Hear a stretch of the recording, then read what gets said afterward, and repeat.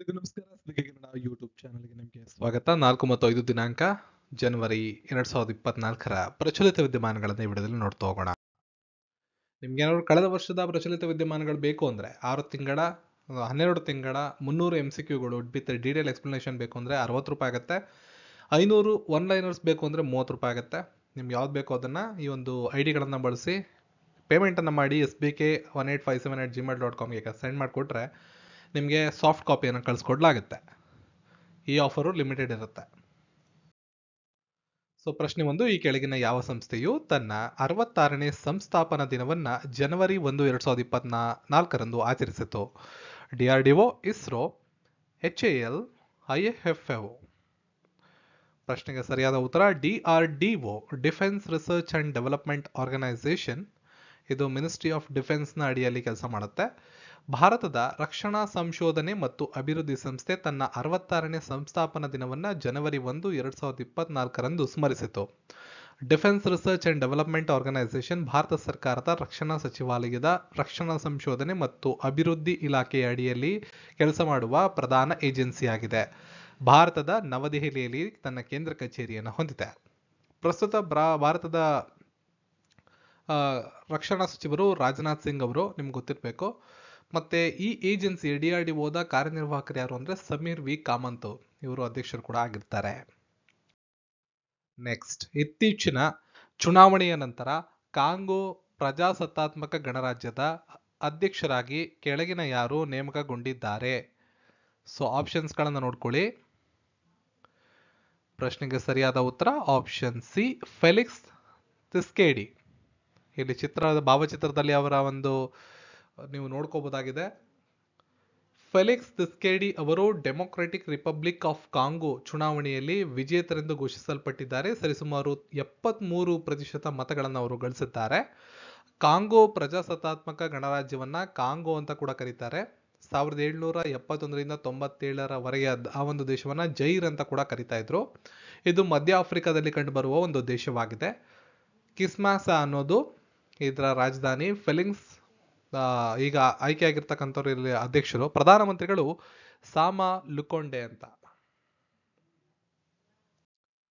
Next, ಯಾವ ರಾಜ್ಯವು ಆದಿವಾಸಿಗಳು ಮತ್ತು ದಲಿತರನ್ನು ಗಮನದಲ್ಲಿಟ್ಟುಕೊಂಡು ವೃದ್ಧಾಪ್ಯ ಪಿಂಚಣಿಗಳ ವಯಸ್ಸಿನ ಮಿತಿಯನ್ನು 60ರಿಂದ 50ಕ್ಕೆ ಇಳಿಸಿದೆ? ಮಹಾರಾಷ್ಟ್ರ, ಗುಜರಾತ್, ಪಂಜಾಬ್, ಜಾರ್ಖಂಡ್. ಸರಿಯಾದ ಉತ್ತರ ಜಾರ್ಖಂಡ್. ಇಲ್ಲಿ ಅವರ ಜಾರ್ಖಂಡ್ ರಾಜ್ಯದ ಮುಖ್ಯಮಂತ್ರಿಗಳಾದ ಹೇಮಂತ್ ಸೊರೇನ್ ಅವರ ಭಾವಚಿತ್ರವನ್ನು ಇಲ್ಲಿ ನೋಡಬಹುದು ನೀವು. ಅವರು ತಮ್ಮ ರಾಜ್ಯದ ಅಂಚಿನಲ್ಲಿರುವ ಸಮುದಾಯಗಳಿಗೆ ಆರ್ಥಿಕ ಬೆಂಬಲವನ್ನು ಹೆಚ್ಚಿಸುವ ಉದ್ದೇಶವನ್ನು ಇಟ್ಕೊಂಡು ಆದಿವಾಸಿಗಳು ಮತ್ತು ದಲಿತರ ಮೇಲೆ ನಿರ್ದಿಷ್ಟವಾಗಿ ಗಮನ ಹರಿಸುವುದರೊಂದಿಗೆ ವೃದ್ಧಾಪ್ಯ ಪಿಂಚಣಿಗಳ ವಯಸ್ಸಿನ ಮಿತಿಯನ್ನು 60 ವರ್ಷ ಏನಿತ್ತು ಅದನ್ನು 50 ವರ್ಷಕ್ಕೆ ಇಳಿಸಿದ್ದಾರೆ. ಜಾರ್ಖಂಡ್ನ ರಾಜಧಾನಿ ರಾಂಚಿ. CP ರಾಧಾಕೃಷ್ಣನ್ ಅವರು ರಾಜ್ಯಪಾಲರು. ರೀಸೆಂಟ್ ಆಗಿ ಯಾವ ರಾಜ್ಯಗಳಿಗೆ ಯಾವ ರಾಜ್ಯಪಾಲರು ಯಾವ ಮುಖ್ಯಮಂತ್ರಿಗಳಿದ್ದಾರೆ ಅನ್ನೋದ್ರ ಬಗ್ಗೆ ವಿಡಿಯೋವನ್ನು ಮಾಡಿದ್ದೀನಿ. ಆ ವಿಡಿಯೋವನ್ನು ನೋಡಿ ಮುಂಬರುವ ಸ್ಪರ್ಧಾತ್ಮಕ ಪರೀಕ್ಷೆಗೆ ತುಂಬಾ ಅನುಕೂಲ ಆಗುತ್ತೆ. ಇನ್ನು ಹೇಮಂತ್ ಸೊರೇನ್ ಅವರು, JMM ಪಕ್ಷದ ಹೇಮಂತ್ ಸೊರೇನ್ ಇಲ್ಲಿ ಭಾವಚಿತ್ರದಲ್ಲಿ ನೋಡ್ತಿದ್ದೀರಾ, ಇವರು ಅಲ್ಲಿಯ ಮುಖ್ಯಮಂತ್ರಿಗಳು. ನೆಕ್ಸ್ಟ್, 2025ರ ವೇಳೆಗೆ 100% ಹಸಿರು ಸಾರ್ವಜನಿಕ ಸಾರಿಗೆ ವ್ಯವಸ್ಥೆಯನ್ನು ಸಾಧಿಸಲು ಭಾರತದ ಯಾವ ರಾಜ್ಯವು ಇತ್ತೀಚೆಗೆ 200 ಎಲೆಕ್ಟ್ರಿಕ್ ಬಸ್ಗಳನ್ನು ಪ್ರಾರಂಭಿಸಿತು? ಉತ್ತರ ಪ್ರದೇಶ, ಅಸ್ಸಾಂ, ಮಹಾರಾಷ್ಟ್ರ, ದೆಹಲಿ. ಸೊ ಈ ಪ್ರಶ್ನೆಗೆ ಸರಿಯಾದ ಉತ್ತರ ಅಸ್ಸಾಂ.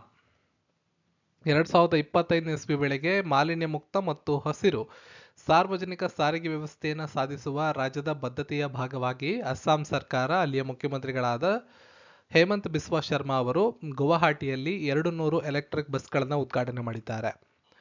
ಸೊ ಅಲ್ಲಿಯ ಮುಖ್ಯಮಂತ್ರಿಗಳು ಹೇಮಂತ್ ಬಿಸ್ವಾ ಶರ್ಮಾ, ಇವರು BJP ಅವರು. ಗುಲಾಬ್ ಚಂದ್ ಕಟಾರಿಯಾ ಅಲ್ಲಿಯ ಗವರ್ನರ್. ಗುವಾಹಟಿ ಏನು ಈ ಎಲೆಕ್ಟ್ರಿಕ್ ಬಸ್ಗಳನ್ನ ಉದ್ಘಾಟನೆ ಮಾಡಿದಾರಲ್ಲ, ಇದು ಅಸ್ಸಾಂ ರಾಜ್ಯದ ಅತಿ ದೊಡ್ಡ ನಗರ. ದಿಸ್ಪುರ ಅಸ್ಸಾಂ ರಾಜ್ಯದ ರಾಜಧಾನಿಯಾಗಿದೆ. ನೆಕ್ಸ್ಟ್, ಪ್ರಜಾಪಾಲನಾ ಗ್ಯಾರಂಟಿ ದರಾಖಸ್ತು ಯಾವ ರಾಜ್ಯಕ್ಕೆ ಸಂಬಂಧಿಸಿದೆ? ಆಂಧ್ರ, ತೆಲಂಗಾಣ, ಕರ್ನಾಟಕ, ತಮಿಳುನಾಡು. ಸರಿಯಾದ ಉತ್ತರ ತೆಲಂಗಾಣ ರಾಜ್ಯಕ್ಕೆ ಸಂಬಂಧಪಡ್ತದೆ. ಭಾರತದ ಭೂಪಟದಲ್ಲಿ ತೆಲಂಗಾಣ ಎಲ್ಲಿ ಬರುತ್ತೆ ಅಂತ ಇಲ್ಲಿ ಇಂಡಿಕೇಟ್ ಮಾಡಲಾಗಿದೆ, ನೀವು ನೋಡ್ಕೋಬಹುದು. ತೆಲಂಗಾಣ ಸರ್ಕಾರ ಹಿಂದುಳಿದ ವರ್ಗಗಳನ್ನು ಬೆಂಬಲಿಸುವ ತನ್ನ ಪ್ರಮುಖ 6 ಗ್ಯಾರಂಟಿ ಕಾರ್ಯಕ್ರಮದ ಅಡಿಯಲ್ಲಿ ಯೋಜನೆಗಳನ್ನು ಸಕ್ರಿಯಗೊಳಿಸುವ ಕೆಲಸವನ್ನು ಮಾಡಿದ್ದು, ಪ್ರಜಾಪಾಲನಾ ಗ್ಯಾರಂಟಿ ದರಖಾಸ್ತು ಎಂಬ ಹೆಸರನ್ನ ಅದಕ್ಕೆ ಇಟ್ಕೊಂಡಿದೆ. ರೀಸೆಂಟಾಗಿ ಎಲೆಕ್ಷನ್ ಆದಮೇಲೆ ಅಲ್ಲಿ ಗೆದ್ದಂಥವ್ರು ರೇವಂತ್ ರೆಡ್ಡಿ ಅಂತ ಮುಖ್ಯಮಂತ್ರಿಗಳು ಪ್ರೆಸೆಂಟ್ ಇರ್ತಕ್ಕಂಥವ್ರು ಅಲ್ಲಿ. ತಮಿಳುಸೈ ಸೌಂದರರಾಜನ್ ಅವರು ಅಲ್ಲಿಯ ರಾಜ್ಯಪಾಲರು. ಹೈದರಾಬಾದ್ ತೆಲಂಗಾಣದ ರಾಜಧಾನಿ. ಈ ರಾಜ್ಯ 2014 ಜೂನ್ 2 ಆಂಧ್ರ ಪ್ರದೇಶದಿಂದ ಬೇರ್ಪಟ್ಟು ಸ್ವತಂತ್ರವಾಗಿ ರಾಜ್ಯದ ಸ್ಥಾನಮಾನವನ್ನ ಪಡೆದುಕೊಂಡಿತು. ನೆಕ್ಸ್ಟ್, ಏಕದಿನ ಅಂತಾರಾಷ್ಟ್ರೀಯ ಮತ್ತು ಟೆಸ್ಟ್ ಕ್ರಿಕೆಟ್ನಿಂದ, ಏಕದಿನ ಅಂತಾರಾಷ್ಟ್ರೀಯ ಅಂದ್ರೆ ಇಂಟರ್ನ್ಯಾಷನಲ್ ODI ಮ್ಯಾಚಸ್ ಅಂತ ಹೇಳ್ತೀವಿ, ಮತ್ತು ಟೆಸ್ಟ್ ಕ್ರಿಕೆಟ್ನಿಂದ ನಿವೃತ್ತರಾದಂಥ ಡೇವಿಡ್ ವಾರ್ನರ್ ಯಾವ ದೇಶದ ಆಟಗಾರರಾಗಿದ್ದಾರೆ? ಈ ಪ್ರಶ್ನೆಗೆ ಸರಿಯಾದ ಉತ್ತರ ಆಸ್ಟ್ರೇಲಿಯಾ. ಆಸ್ಟ್ರೇಲಿಯಾದ ಆರಂಭಿಕ ಆಟಗಾರ ಡೇವಿಡ್ ವಾರ್ನರ್ ತಮ್ಮ ಕುಟುಂಬದೊಂದಿಗೆ ಹೆಚ್ಚು ಸಮಯ ಕಳೆಯುವ ಉದ್ದೇಶದಿಂದ ತಮ್ಮ ಅಂತಾರಾಷ್ಟ್ರೀಯ ಕ್ರಿಕೆಟ್ ಬದುಕಿಗೆ ಅಂದರೆ ODI ಮತ್ತು ಟೆಸ್ಟ್ ಕ್ರಿಕೆಟ್ಗೆ ನಿವೃತ್ತಿಯನ್ನು ಘೋಷಣೆ ಮಾಡಿದ್ದಾರೆ. ಪಾಕಿಸ್ತಾನದ ವಿರುದ್ಧ ಟೂರ್ನಮೆಂಟ್ ಏನು ನಡೀತಿದೆ ಅಲ್ಲಿ ಅವರು ತಮ್ಮ ಅಂತಿಮ ಟೆಸ್ಟ್ ಪಂದ್ಯವನ್ನು ಸಿಡ್ನಿಯಲ್ಲಿ ಆಡ್ತಾ ಇದ್ದಾರೆ. 112ನೇ ಮತ್ತು ಅಂತಿಮ ಟೆಸ್ಟ್ ಪಂದ್ಯವನ್ನು ಆಡ್ತಾ ಇದ್ದಾರೆ. ಇವಾಗ ಮುಂದಿನ ಯಾವುದೇ ODIಗಳಲ್ಲಿ ಭಾಗವಹಿಸಲ್ಲ ಅಂತ ಹೇಳಿದ್ದಾರೆ.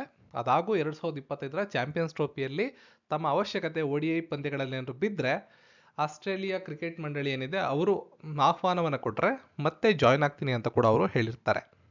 ಆಸ್ಟ್ರೇಲಿಯಾದ ರಾಜಧಾನಿ ಕ್ಯಾನ್ಬೆರಾ. ಪ್ರಧಾನಮಂತ್ರಿಗಳು ಆಂಥೋನಿಯೋ ಆಲ್ಬನೀಸ್. ನೆಕ್ಸ್ಟ್, ಇತ್ತೀಚೆಗೆ ಮರು ಹೆಸರಿಸಿದ ಮಾಣಿಕೇಶ್ವರಿ ವಿಶ್ವವಿದ್ಯಾಲಯ ಭಾರತದ ಯಾವ ರಾಜ್ಯದಲ್ಲಿದೆ? ಅಂದರೆ ಮರುನಾಮಕರಣ ಆಯಿತು. ಸೊ ಒಡಿಸ್ಸಾ, ಬಿಹಾರ, ಜಾರ್ಖಂಡ್ ಮತ್ತು ಛತ್ತೀಸ್ಗಢ. ಪ್ರಶ್ನೆಗೆ ಸರಿಯಾದ ಉತ್ತರ ಒಡಿಸ್ಸಾ. ಭಾರತದ ಭೂಪಟದಲ್ಲಿ ಒಡಿಸ್ಸಾ ಎಲ್ಲಿ ಕಂಡು ಬರುತ್ತೆ ಅಂತ ಇಲ್ಲಿ ಮಾರ್ಕ್ ಮಾಡಲಾಗಿದೆ, ನೋಡ್ಕೋಬಹುದು. ಈ ಹಿಂದೆ ಇತ್ತೀಚೆಗೆ ಮರುನಾಮಕರಣಗೊಂಡ ಮಾಣಿಕೇಶ್ವರಿ ವಿಶ್ವವಿದ್ಯಾಲಯವು ಭಾರತದ ಒಡಿಸ್ಸಾ ರಾಜ್ಯದಲ್ಲಿದೆ. ಈ ಹಿಂದೆ ಇದನ್ನ ಕಲಹಂಡಿ ವಿವಿ ಅಂತ ಕರೆಯಲಾಗ್ತಾ ಇತ್ತು. ಕಲಹಂಡಿ ಜಿಲ್ಲೆಯ ಪ್ರಧಾನ ದೇವತೆಯಾದ ಮಾಣಿಕೇಶ್ವರಿ ಅವರ ಹೆಸರನ್ನ ಕಲಹಂಡಿ ವಿವಿ ಎಂಬ ಹೆಸರಿನಿಂದ ಮರುನಾಮಕರಣವನ್ನ ಮಾಡಿ ಇವಾಗ ಮಾಣಿಕೇಶ್ವರಿ ವಿಶ್ವವಿದ್ಯಾಲಯ ಅಂತ ಕರೆಯಲಾಗ್ತಾ ಇದೆ.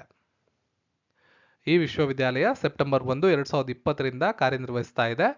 ಇದರ ಸಂಸ್ಥಾಪನಾ ದಿನ ನವೆಂಬರ್ 1 ಅಲ್ಲಿಯ ಮುಖ್ಯಮಂತ್ರಿಗಳಾದ ನವೀನ್ ಪಟ್ನಾಯಕ್ ಅವರು ಇದರ ಹೆಸರನ್ನ ಬದಲಾಯಿಸುವಂತಹ ಸಾಧ್ಯತೆ ಅಧಿಕೃತವಾದಂಥ ಘೋಷಣೆಯನ್ನು ಮಾಡಿದ್ರು.